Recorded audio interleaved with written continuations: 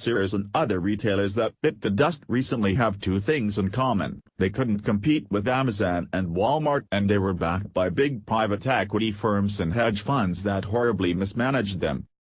The primary owner of Sears, SHLD, was hedge fund manager Eddie Lampert.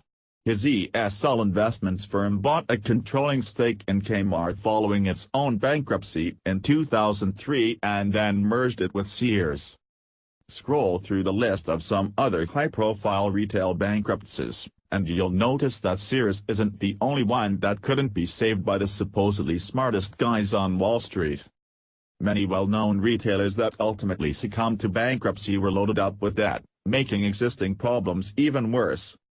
Toys R Us, which closed its stores for good this summer, was backed by private equity firms KKR and Bain Capital as well as real estate investor Vornado Realty Trust.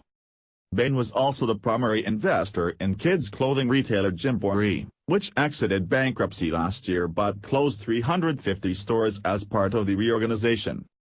The slow, painful death of the mall, and many of its big tenants.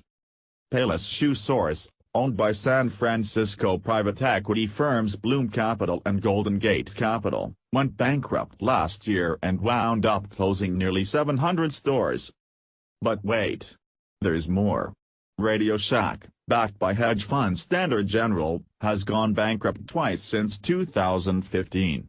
The hedge fund arm of Wall Street firm Blackstone, BX, owned struggling New York grocery chain Fairway, which filed for bankruptcy in 2016. The carnage doesn't end there. Private equity ownership has been particularly brutal to once popular mall-based retailers.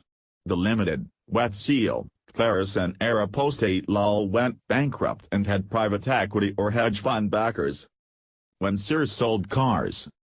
And in perhaps the biggest bust of all, Sports Authority, which was bought by private equity Leonard Green,